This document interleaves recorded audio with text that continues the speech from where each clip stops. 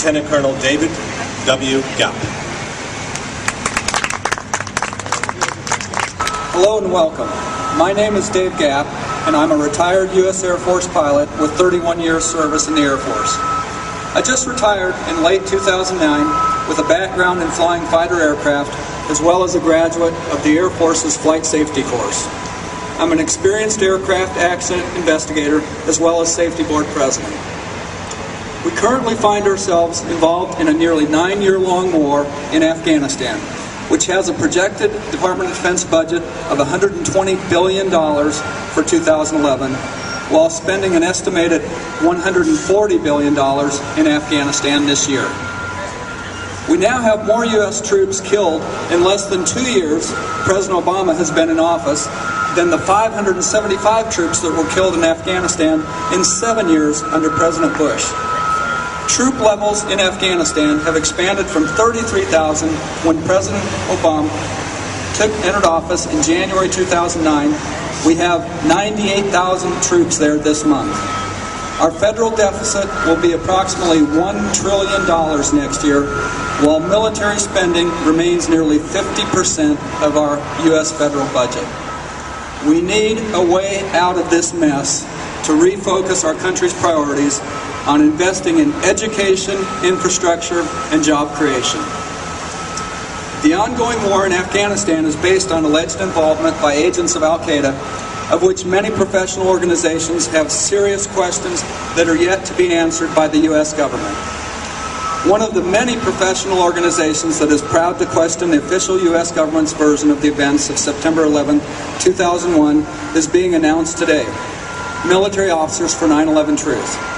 It now has over 300 founding members and can be found at militaryofficersfor911truth.org. In my professional opinion as an aviator, I have the following concerns, which I would like to entitle Aviation Improbabilities. Now, I'm not saying that these are impossible to happen as individual occurrences, but that it is highly improbable that they would all occur in a series to have the outcome as professed by the U.S. government. The improbability of all 8 airline pilots voluntarily giving up control of their aircraft to individuals stating that they have box cutters and have or will kill passengers. This is not established protocol to give up control of the aircraft and responsibility of safety for all your passengers and crew.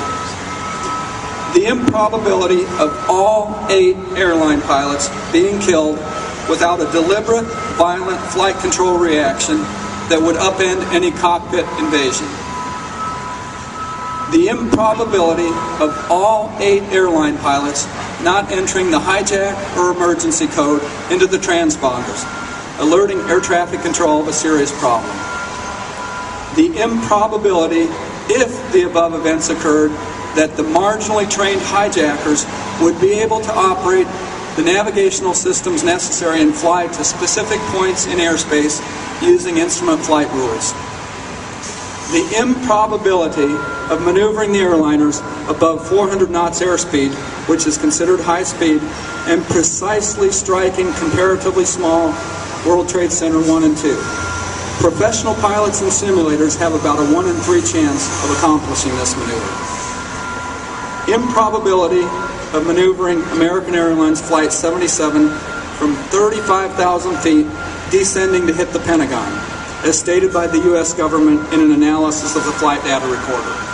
Specifically, a 330-degree turn from 7,000 feet, descending at a controlled airspeed of 290 to 300 knots airspeed to precisely strike the Pentagon at ground level by a minimally trained, unqualified hijacker. As a military fighter pilot, I have questions as to why numerous air defense systems were not utilized that day, including intercept aircraft that had plenty of time from 8:14 a.m.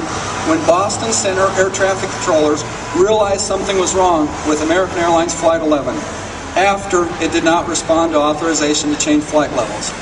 There were 3 air defense exercises ongoing on September 11th, and their command posts and chain of commands were fully staffed. Otis Air Force Base, Massachusetts had Air National Guard F-15 fighter interceptors nearby, which were airborne too late at 8:53. Flight 11 hit the North Tower at 8:45 a.m., followed by Flight 175 hitting the South Tower at 9:03 a.m. Many other bases, including Andrews Air Force Base outside Washington, D.C., and Langley Air Force Base, Virginia, have fighters on alert or available. Why did none of them launch in time to intercept Flight 77, as it did not strike until 9:37 a.m.? Finally, as an experienced aircraft investigator, I have serious questions regarding several of the crash sites. Again, it is improbable that of the 8 black boxes, in reality, a bright orange flight data recorder and a bright orange cockpit voice recorder on each of the aircraft, only the flight data recorder from Flight 77 into the Pentagon and both recorders from Flight 93 in Pennsylvania were recovered. With over 1.5 million man-hours of time sorting through debris at the Fresh Kills site in New Jersey, it is improbable that we don't have more aircraft evidence of what actually occurred in each of the unfortunate airliners that day. Thank you again for your time and consideration of these facts.